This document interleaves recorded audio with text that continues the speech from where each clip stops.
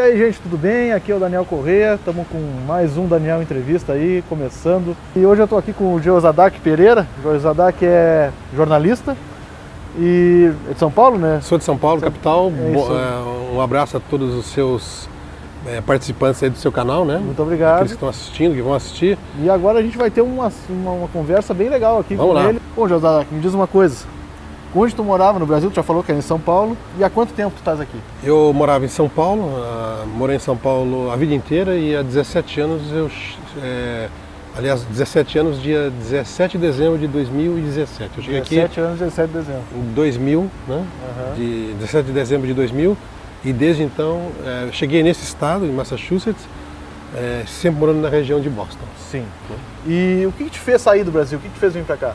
Uma série de situações, refazer a vida, desafios, embora não soubesse exatamente o que fosse encontrar nos Estados Unidos. Porque a gente vem aqui como turista, eu vim aqui como turista algumas vezes, e a gente não tem noção do que significa isso, do que é isso, do que é a vida. Sim. E a partir do instante que você fixa a residência para morar, para estar aqui, sim, é que você passa a ter noção da dificuldade que é isso aqui, né? Eu venho de um estado quente, onde o clima tropical ele é predominantemente, né? Predominante. E eu cheguei aqui em pleno inverno e o que é interessante é que a gente vem totalmente despreparado. Sim. Eu achei que a blusa ia me ajudar, o casaco que eu estava trazendo ia me ajudar, que a bota que eu estava trazendo ia me ajudar. No segundo dia de neve a bota abriu inteiro e no primeiro dia da neve eu descobri que aquele casaco não servia de nada. E essa já é uma dificuldade. Aí você tem a língua, você tem os costumes, claro, você tem as pessoas que às vezes querem te ajudar, mas que não querem se envolver com os seus problemas. Sim. Então eu vi que logo eu teria, Daniel, que me virar e fazer a minha correria, como nós dizemos. Claro, claro. Né? Nós falamos. E aí foi. Sim. Né? E aí tu já veio para cá atuando como jornalista, não? Não. E aí eu descobri aqui que havia um jornalismo, ou alguns veículos que se diziam jornalísticos, né? E tudo muito precário, tudo muito insuficiente, com bons veículos, alguns bons veículos, tanto que dessa época, Daniel, muitos deles já deixaram de existir. E alguns estão aí até hoje, sobrevivendo e fazendo a diferença. Sim. Então somente sobrevivem aqueles que estão preparados, aqueles que são fortes, aqueles que têm condições, claro, porque na maioria das vezes não sobrevivem. E na profissão de jornalista estás há quanto tempo? Há 16 anos, trabalhando como jornalista. E no Brasil tu fazia o que? Eu fazia algumas coisas, trabalhei com vendas, escrevia, né? Escrevi muito tempo, escrevi 10 anos num dos grandes veículos de comunicação em São Paulo, na área de costumes, na área de política. E aí fiz a minha faculdade, terminando em 2000. Sim. E aí resolvi buscar novos ares e vim. E aqui tudo aquilo que eu sabia, que eu aprendi no jornalismo, serviu de base, claro, mas tive que me reinventar para o jornalismo comunitário. Sim, aqui é bem diferente, né? A gente estava falando em off aqui. Totalmente diferente. Muita coisa que a gente faz no Brasil não faz aqui, e aqui também outra visão de jornalismo, de radialismo, de tudo. Né? Como tu veio para cá em 2000, já faz um tempo, eu queria saber de ti, como é que, te lembra direitinho como é que foi o teu processo de visto e passar pela imigração na época? Como é que foi esse Daniel, processo? Eu já tinha um visto que já era um visto tirado há 5, 6 anos atrás, e eu vinha pelo menos 2 vezes por ano aos Estados Unidos. Então já tinha um bom histórico. Já tinha, não tive dificuldade de entrar. Sim. Não tive dificuldade de entrar, não tive dificuldade de me estabelecer. Sim, sim. E como todo mundo faz aí, a gente... Sim. Na época quando tu veio ainda era o Bill Clinton, né?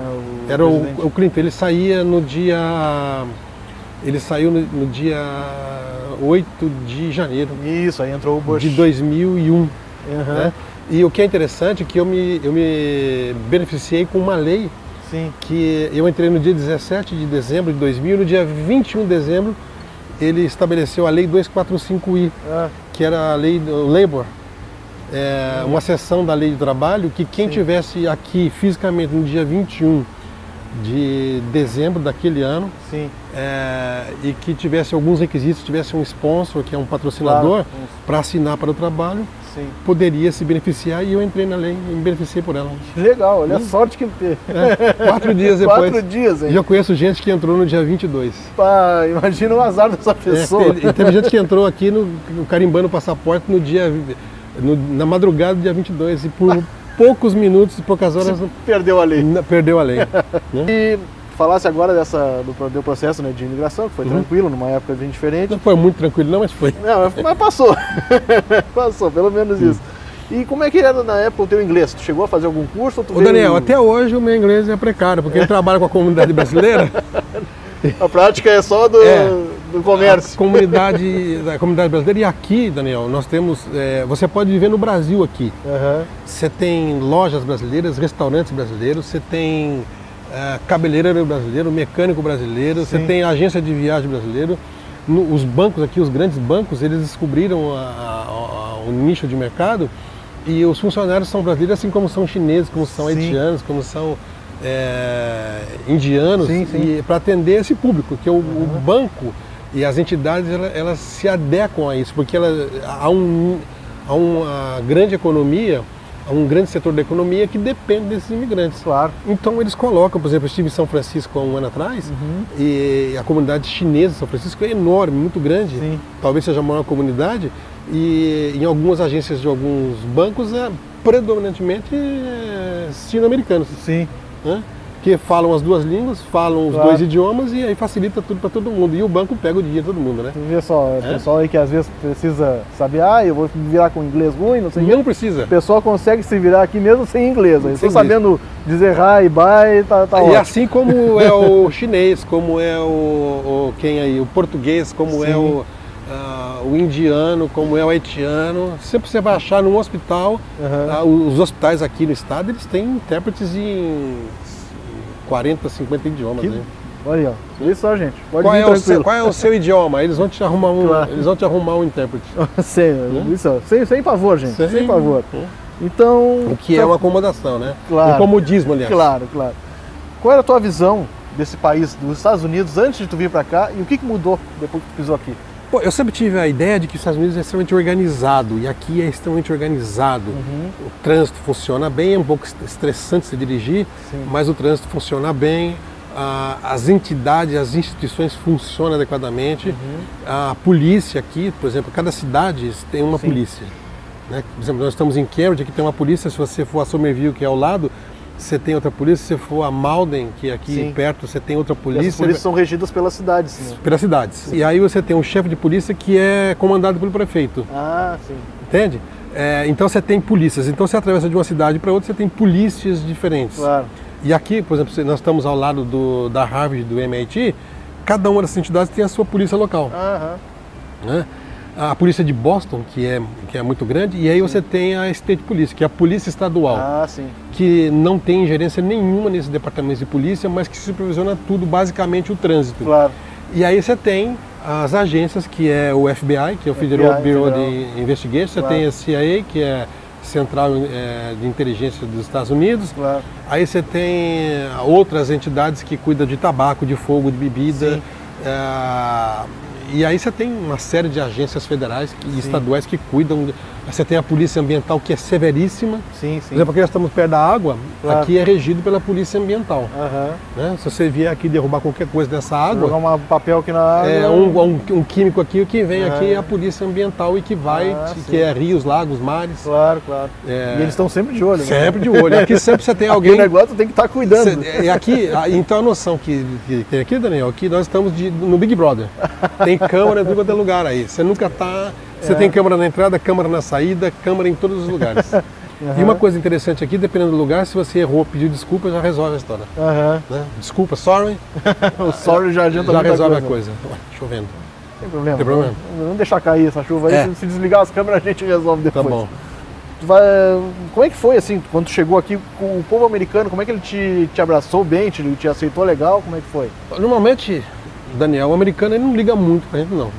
Né? Ele tá lá, você tem a igreja, você tem as entidades, você pode ter amizade com um ou outro americano, mas normalmente ele é muito individualista. Eu morei ao lado de pessoas durante anos que eu vi a cara do sujeito uma vez e duas vezes, good morning, good night, have a nice day. Sim. E só isso. Ele faz questão de manter a individualidade dele. Você tá lá, eu tô aqui, você cuida da sua vida, eu cuido da minha, nós vamos viver felizes para sempre. Esses americanos que tu conheceu, né? No caso, tu conhece. Qual é a maior qualidade do americano e qual é o maior defeito do americano? A maior qualidade do americano é cuidar da vida dele. Não se meter na vida Não se meter na vida de ninguém. Desde que você não se meta com a vida dele, tá tudo bem. E o defeito do americano é vício, bebida, cigarro, alguns gostam de fumar maconha, droga. Aqui no estado de Massachusetts nós temos a maior epidemia de opioides dos últimos 20 anos. Né? E aqui você tem gente morrendo aí por causa de overdose de opioides. Olha só. Né? Do ópio, de cocaína, de heroína, é complicadíssimo. Aqui em Massachusetts. Aqui em Massachusetts. É a maior epidemia estadual. Vamos ver só. Né? Eu vi agora também, andei pouco, né, nesses dias que eu tô aqui na cidade, e no Boston Common mesmo, o que eu senti de cheiro de maconha foi federal. E eles aqui fumam sem... o negócio não é liberado, mesmo com a polícia passando ali. Não é liberado para fumar aqui, mas eles fumam. Eu hoje tenho um vizinho de porta de frente e um de lado que você sai no corredor, você chaminézinho. Fica até tonto. E é o que eles fazem daquela forte, do skunk. Mas eu senti um cheiro bem forte mesmo. O negócio daquela do Brasil, nem se compara. Eu queria saber dessas diferenças dos Estados Unidos, que tu vê que tu encontra só aqui que tu não tem no Brasil, por exemplo. Essas coisas que funcionam, por exemplo, aqui que não tem no Brasil. Hospital. Aqui se você chegar em qualquer hospital aí, você passou mal aqui, chegar em qualquer hospital, eles vão te atender, dar o melhor atendimento possível e depois vão te mandar a conta. Claro, aí vem a conta. Não vão te perguntar nada. No Brasil, se você não tem um convênio, se você não está habilitado, eles vão te deixar na fila do SUS. Não, aqui não. Aqui eles te precisam operar, te operam, te assistem e depois é que te manda a conta, inclusive da ambulância que vem te buscar. E isso, tu que está aqui há bastante tempo, como é que é? Muito caro? Caro pra caramba. É bem caro. Qualquer procedimento aí é 3, 4 mil dólares. É mesmo? Eu tenho um amigo que ele outro dia passou mal. Vê só, hein? 3 mil, 4 mil dólares. E ele foi para o hospital e ele fez um CAT scan. Né, que é aquela câmara que coloca a pessoa dentro para fazer um raio-x, uma coisa toda. E tomou 2 injeções e chegou a conta 3.900 dólares. É louco. Vai eu imaginando ainda que esses dias eu tava ruim, quando eu te falei, tava ruim do fígado, pensando, vou no hospital, tá louco. Eu vou no hospital e não volto pra casa. Eu vou deixar minha passagem de volta lá. Mas ele não te cobra na hora. Sim. Estimando depois o bill, né? O que é o bill? É a conta, o invoice. Né? E aí você tem que pagar. Se não pagar, vai para o collect, que é o crédito. Aí que fica ruim, né? O teu nome fica ruim. Crédito ruim, aqui o pessoal não compra nada com crédito ruim, com o nome ruim. E aqui a polícia funciona também. Se você ligar para a polícia, eles vêm na hora. Sim. Entende?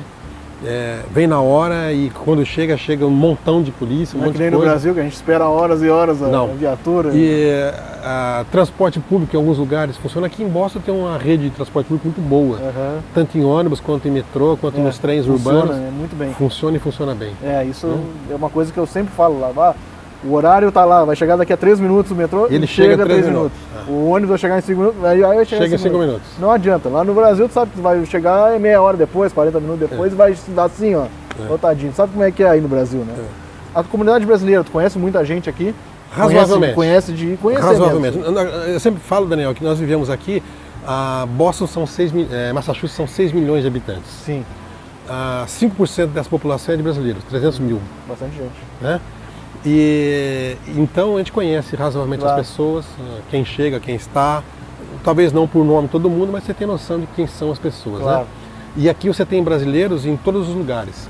Você tem brasileiro trabalhando na prefeitura de Boston, nos censos, nos hospitais. Sim. Nós temos professores brasileiros titulares em universidades e brasileiros influentes que são interlocutores de grandes entidades e até do governo americano, do governo estadual. Temos brasileiros trabalhando no governo aqui, né? E gente que faz a diferença para o bem. E desses brasileiros, assim, tu convive Sim, com eles, assim, a gente tem algum grupo, alguma coisa? A gente tem convivência de estar sempre se falando, de estar sempre interagindo uns com os outros. Né? Sim. O que o brasileiro faz aqui? E o que tu faz aqui também? Assim, como forma de entretenimento. Saiu do trabalho, hoje eu quero desopilar, o que eu vou fazer hoje? Bom, você tem um problema de inverno aqui que é muito rigoroso. Lá no Brasil, quando eles perguntam quanto tempo dura o inverno aí? Eu falo que o inverno aqui ele dura do outono à primavera. É quase 8 meses. Né? Ele dura do outono à primavera. E nas épocas de frio você não tem muita opção. Dentro de casa e às vezes atividades indoor. Indoor, E no verão, praia, passeios, campo, teatro, vida cultural, né? Aqui tem bastante tipo tem de opção, as igrejas aqui são um ponto de convergência muito grande, tanto os evangélicos quanto os católicos. Você tem aqui grandes comunidades de evangélicos e católicos que se convergem, porque muitas vezes tem pessoas que estão sozinhas. Claro. E elas vão para esses lugares para interagir uns com os outros. Claro, né? claro. É isso. E os shows de brasileiros que tem aqui todo mês aí tem dois, três. Teve o Wesley Safadão. Teve show, show musical. Alcione teve recentemente. Eu gosto de Wesley Safadão aí, eu deixo pra vocês, eu não gosto muito desse negócio. Então, mas vem e leva a gente. Claro, o pessoal vai, né? O pessoal gosta. O povo gosta. Algum mico, nesses anos todos aí, um mico, uma coisa que tu te lembra assim que, meu Deus, que eu nunca mais vou esquecer disso, uma coisa... Culinária, eu gosto de cozinhar, né? Sim. E aí eu fui no supermercado, Daniel, e achei lá uns peppers, né? Peppers. E o peppers aqui pode ser o pimentão. Claro. E pode ser algum tipo de pimenta. E aí eu comprei aqueles peppers, né? Pequenos para fazer numa pasta, né? Sim. E botei aquilo e aquilo era pimenta. Ai. E para comer aquilo, jogar tudo fora, não deu para comer. Joga tudo fora. Esse foi um mico interno dele. E outra coisa, às vezes, uma coisa também aqui que me aconteceu, no começo, você nunca sabe o que é o East e o West. Tá. East e West, né? East West. E aqui nós somos regidos por highways, rodovias. Tem a 93, que é interestadual, a 95, que é interestadual, a 495, a 90. E eu morava num lugar e um dia peguei a 95 para ir embora para casa. A 95 ela sai do Maine, que é no extremo norte, aqui no noroeste, e vai até o sul. Ela costeia tudo. Tá. E aí eu peguei a 95 pensando que estava indo para casa, ela estava na direção contrária. Quanto tu andou, bro? Aí eu descobri de repente, e aqui é tudo muito perto, nós estamos em Massachusetts, que é a capital Boston. Claro. E Providence, que é a capital de Rhode Island. Tá. E aí quando eu vi, eu estava chegando em Providence. Olhar essa placa assim, peraí. Aí eu vi que estava diminuindo as placas, mas não me dei conta, né? E estava em Providence. E aí como que eu faço para voltar para casa? E numa época que não tinha GPS, eu faço, né? Sim. Você bota no GPS, o GPS te leva no iPhone, leva onde você quiser. E naquela época não tinha o GPS, e aí eu tive que fazer a volta e voltar pelo outro lado. Então tem essas coisas muito comuns que às vezes você acha que você está indo para o East e você está indo para East. E isso faz toda a diferença, que você está indo para o lado contrário da sua casa. Isso é bem comum para quem ainda não está bem habituado. Tem outras tantas aí, né? do push, né? Que empurra. Push, o push que é para você empurrar. E aí você tá puxar, opa, legal. Não, peraí. Alguma coisa semelhante, você puxa o negócio, pode sair sai com a alça na mão, né? Com a porta na mão. E no metrô também tem muito disso, que é inbound e outbound. Outbound, Quer dizer, inbound você está vindo para dentro da cidade, e outbound você está indo para o seu bairro. E às vezes numa estação dessa de metrô você nunca lembra, no começo você nunca lembra o que é. Aí você... É verdade. Até você descobrir. Bom, então agora vamos se encaminhando aqui para as últimas perguntas, né? O Jehozadak, ele gosta muito de política, escreve muito sobre política. Gosto de política. E agora ele vai falar então o que ele está achando do Trump, né? Desde que ele entrou, e a diferença dele do dia a dia até, do americano, para a época do Obama. O que tu tem a falar sobre isso? Cara? Daniel, o Trump ele se elegeu e foi eleito para governar para um grupo pequeno, que é de gente que pensa como ele. Sim. Né? E a prova disso é que os próprios republicanos, que são conservadores, já não o toleram mais. Sim.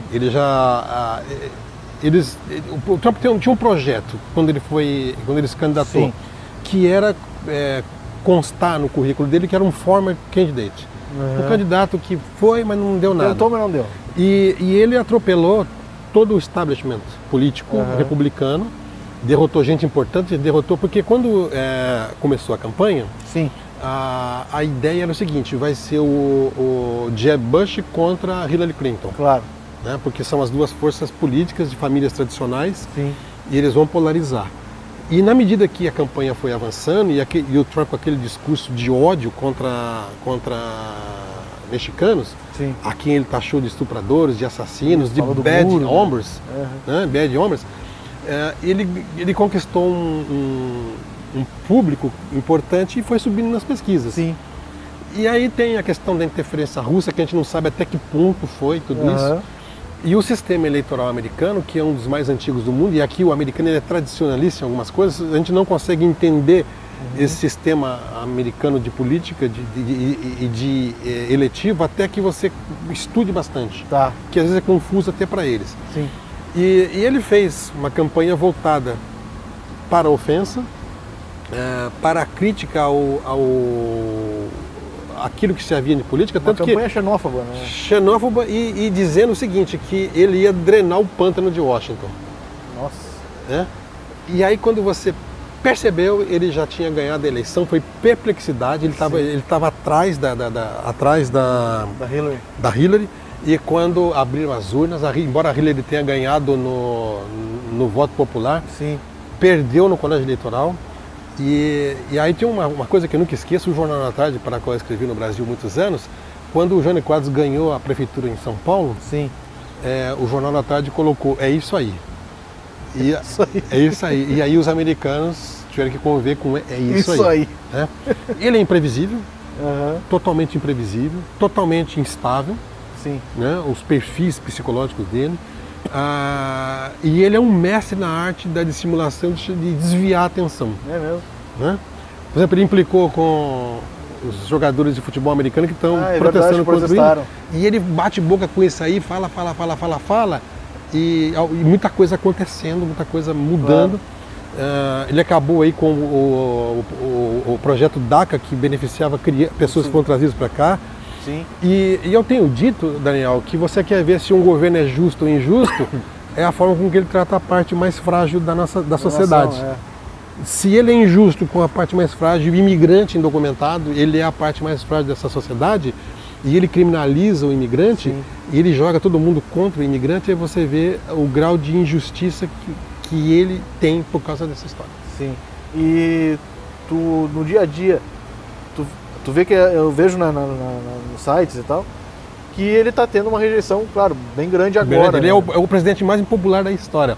Desde que começou a ser medido, ele é o mais impopular da história. E tu acha que, claro, o pessoal, pelo visto, se arrependeu, né, de ter votado nele, grande parte. Na realidade, ele continua falando para um grupo, que é o grupo dele. Claro. Ele continua falando para isso, que é nacionalista branco, que é racista, preconceituoso, neonazista. Você viu Charlottesville? Né? Para confederado. Então ele continua falando para esse grupo. Para esse grupo ele sempre vai ser. E para alguns brasileiros, infelizmente, ele representa muita coisa. É uma possibilidade, né? Acho que depois foi o Clinton, foi o Bush, foi o Obama. Todos foram reeleitos. Trump provavelmente não vai ser. Mas eu tenho a impressão que ele é um homem de negócio, é um bilionário. Ele saiu de milhões para bilhões. Então ele é um homem brilhante na questão de economia. É um businessman. Se ele consertar a economia americana, ele se reelege sem problema. Porque o americano não... Desde que não mexa no dinheiro. Não, porque nós como imigrantes temos a tendência de ver a coisa pelo nosso ponto de vista imigratório. Só que para o americano o ponto de vista imigratório pouco importa. O americano quer o dinheirinho no bolso. Quer o dinheiro no bolso. E se ele conseguir arrumar a economia, Daniel, ele consegue se reeleger tranquilamente. E como a gente estava falando aqui, né? A economia aqui roda muito, é muito dinâmica, né? O pagamento é semanal. O pagamento é semanal, o dinheiro entra rápido, sai rápido também.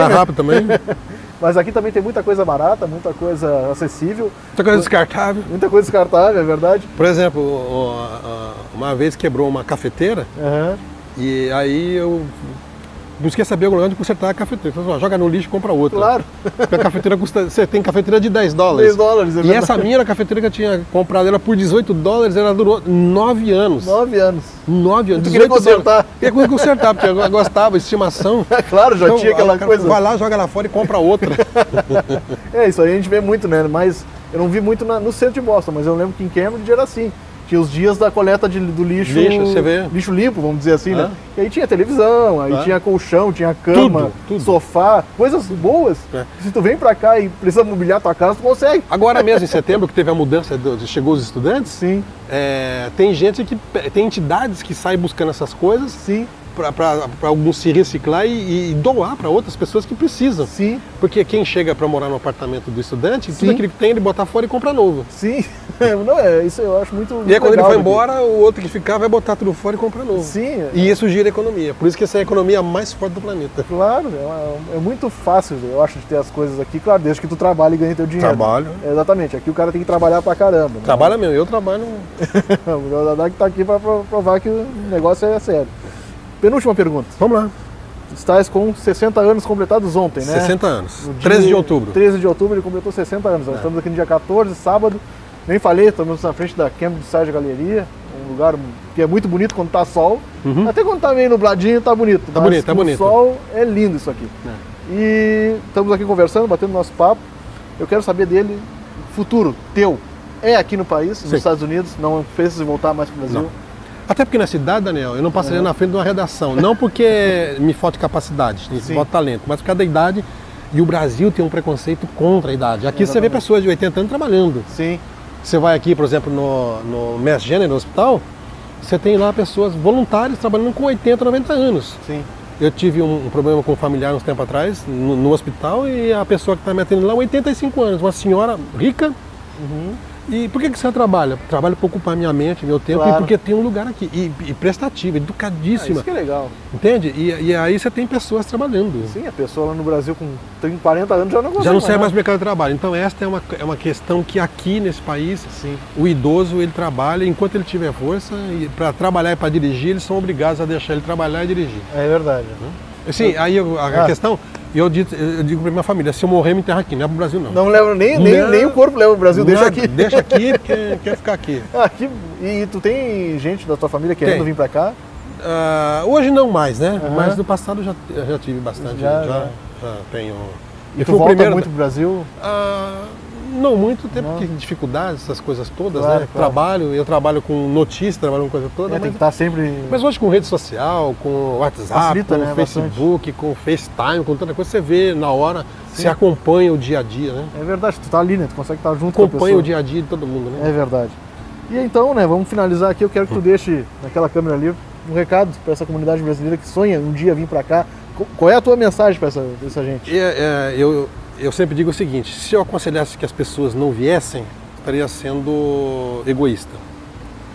Se eu aconselhar que as pessoas viessem, eu estaria sendo um transgressor, porque a lei diz que eu não posso incentivar ninguém a vir para cá, ok? Mas é uma vida de dificuldades, não é uma vida fácil. Por exemplo, no meu caso, eu tenho 6 trabalhos. Eu tenho o meu dia a dia que é na rádio, tenho o jornal do qual sou editor, tenho o meu blog, tenho as assessorias que eu faço para algumas empresas. Sim. Então aqui é muito comum o part-time, o full-time e o overtime. Que é o part-time que você trabalha parcial. Sim. O full-time que você trabalha cheio e o overtime é aquele que além do dia. Além do dia. Então é uma vida de muito sofrimento, de privação, batalha, às vezes de saudade da família, de estar naquele clima descontraído que é o Brasil, de informalidade apesar da insegurança, e a gente sabe que o Brasil nunca passou por uma situação política, econômica e social como agora, mas ainda eu penso que é o melhor lugar para se viver. Aqui é bom, você está num dos lugares mais avançados para tudo. O americano fala que a porta de entrada para os Estados Unidos é o estado de Massachusetts. Sim. Em Nova York é a porta de entrada para o mundo. Então tudo que acontece é nesse estado de vanguarda. Aqui teve a independência, aqui teve a criação da internet, aqui tem o MIT, tem o Harvard. Sim. Essas duas entidades têm aí uma grande quantidade de prêmios Nobéis. Né? E você cruza com eles aí, as autoridades são acessíveis.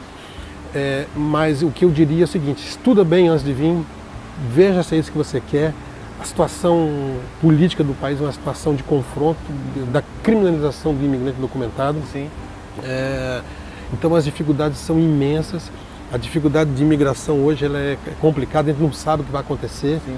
Ele fala em passar uma lei, mas ele tem restringido muito a questão de imigração, e não é só para brasileiros, mas para todos. Então precisa pensar, fale o idioma, busque conhecer, busque saber, e se você puder aplicar para vir de forma legal, faça isso. E mesmo assim vai enfrentar dificuldades. Sim. Agora, se ousar, né, se ousar empreender e vir, se prepare, porque não é uma vida fácil. Vai passar trabalho. Vai passar trabalho, vai passar dificuldades. E nos últimos 3, 4 anos, muitas pessoas têm vindo das metrópoles para cá. Essas pessoas, eu vou para ficar muito tempo, e aí 4, 5, 6 meses, um ano depois, as pessoas estão voltando decepcionadas, e mesmo porque ninguém vai te ajudar. Claro. Né? Ninguém tem obrigação, todo mundo trabalhando, todo mundo ocupado com as coisas. Tem tempo para nada, né? Tem tempo para nada, então a ajuda que vai te dar é te deixar você ficar ali uma semana, um mês, 15 dias, até que você se estabeleça e depois fique por tua conta. Então, nesse aspecto, se prepare bem, e como eu disse, se eu falo que para não vir seria egoísta. Se eu falo para vir, eu seria um transgressor, porque ela diz que eu não posso fazer. Então cada um tem que pensar e saber de si o que é bom para você, para sua família e para as pessoas que ficam e para as pessoas que vêm. E boa sorte. Então é isso, gente. Falei aqui com o Jeozadak Pereira, ele que é jornalista, trabalha aqui em Massachusetts, em Boston, né? Já fazem 17 anos. Eu vou lembrando vocês aí daquela tarefa de vocês aí, que vocês têm que curtir o vídeo, marcar o sininho, se inscrever no canal, aquela coisa toda que vocês sabem. E eu vou ficando por aqui, daqui a pouco tem mais vídeos. Jeozadak, obrigado. Obrigado, Daniel. Espero que tenha gostado. Claro, apreciei bastante sucesso no seu projeto. Espero que o apresentador tenha feito as perguntas direitinho. Foi direitinho, foi legal. O apresentador, é a segunda vez que ele está fazendo isso aqui. Não, foi bom. Então tá bom, tá ótimo. Tem então, futuro. Pô, o cara trabalha aqui há mais tempo, bem mais tempo que eu na área, então futuro. Se ele diz isso, eu tô tranquilo, né? Daniel, só para encerrar, jornalismo, um dia alguém perguntou o que é o jornalismo. O jornalista, ele é um especialista em generalidades, ele entende de tudo. É verdade, tem que saber, né? Saber de tudo, até de medicina. É verdade. Embora não possa clinicar. É verdade. Valeu, gente. Um abraço a todos. Tchau, tchau. Até a próxima.